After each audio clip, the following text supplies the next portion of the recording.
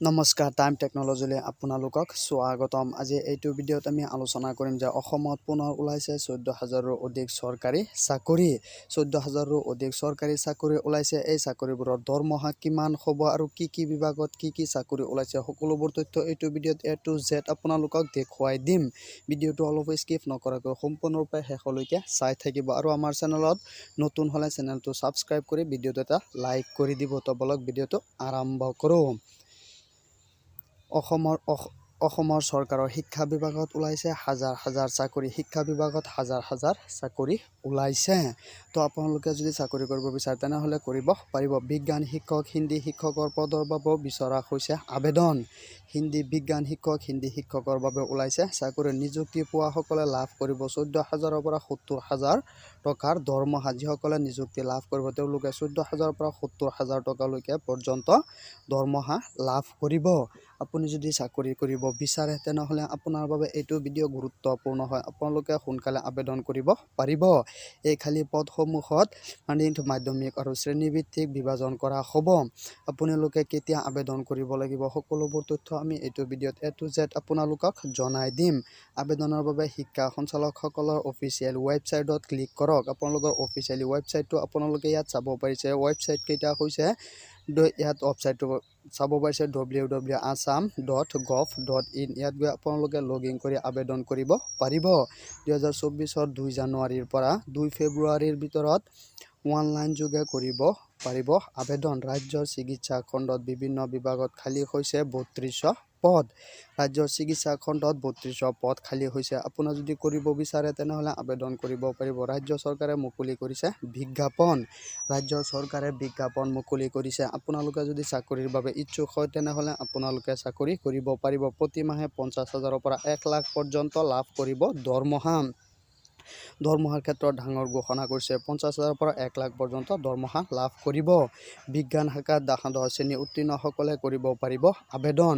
আপোনালোকৰ বাবে এইটো এটা গুৰুত্বপূৰ্ণ হয় কিয়নো অসম চৰকাৰে ঘোষণা কৰিছিলে যে অসমত কেইদিনমান পিছত নতুন চাকৰি ওলাই থাকিব। আপোনালোকে কৰিব পাৰিব। আবেদনকাৰী বয়স 2024 চনৰ জানুৱাৰী 1 তাৰিখৰ পৰা 25 বছৰৰ পৰা 55 বছৰৰ ভিতৰত হ'ব লাগিব। যিসকলে চাকৰি কৰিব বিচাৰে তেওঁলোকৰ বয়সটো 25ৰ পৰা 55 বছৰ বয়সৰ ভিতৰত হ'ব লাগিব। নিযুক্তি পোৱা প্ৰাৰ্থীৰ পৰিয়ালৰ বাবে থাকিব চিকিৎসাৰ বিনামূলীয়া সুবিধা। এইটো এটা ডাঙৰ ঘোষণা কৰিছে। লগতে থাকিব বীমা আৰু পেঞ্চনৰ সুবিধা।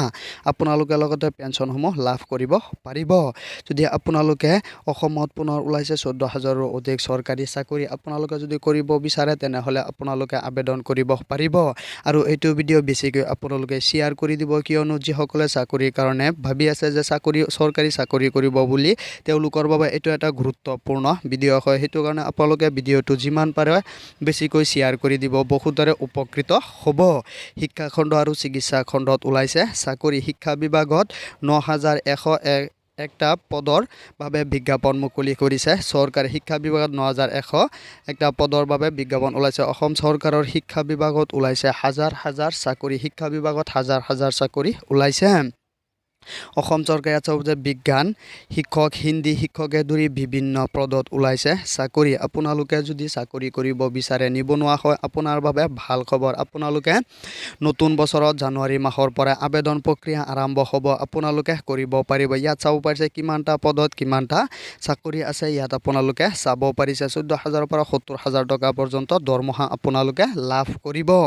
আপোনালোকৰ বন্ধু বান্ধৱী পৰিয়ালৰ সৈতে কোনোবাই যদি চাকৰি কৰিব বিচাৰে চৰকাৰী তেনেহ'লে তেওঁলোকৰ বাবে অতি গুৰুত্বপূৰ্ণ হয়। আপোনালোকে ভিডিঅ'টো শ্বেয়াৰ কৰি সকলোকে সুবিধা দিব বুলি আশা কৰিলোঁ কিয়নো বহুতে ভাবি আছে যে চৰকাৰী চাকৰি কৰিব বিচাৰে তেওঁলোকৰ বাবে ভাল খবৰ। আপুনি যদি নিজেও কৰিব বিচাৰে কৰিব পাৰিব। দৰমহাৰ লগতে পাব বহুত টকা পেঞ্চন, গ্ৰেড পে সকলোবোৰ সুবিধা পাব। নতুন বছৰত যিটো চাকৰি ওলাই আছে সেইটো চাকৰি আপোনালোকে বহুতো সুবিধাকেইটা লাভ কৰিব। কেনেকৈ কৰিব আবেদন সকলোবোৰ তথ্য আমি আপোনালোকক দেখুৱাই আছোঁ যে আবেদন কৰিবৰ বাবে www.mathmadhyamikassam.gov.in গৈ আপোনালোকে অনলাইন যোগে কৰিব পাৰিব আবেদন। যেতিয়া আবেদন প্ৰক্ৰিয়া আৰম্ভ হৈ যাব তেতিয়া আমি ভিডিঅ'ৰ জৰিয়তে আপোনালোকক দেখুৱাই দিম যে কেনেকৈ অনলাইনত আবেদন কৰিব লাগে। ভিডিঅ'টো আপোনালোকে যদি ভাল লাগে এটা লাইক কৰি দিব আৰু চেনেলটো ছাবস্ক্ৰাইব কৰি দিব আৰু ভিডিঅ'টো এটা শ্বেয়াৰ কৰি দিব।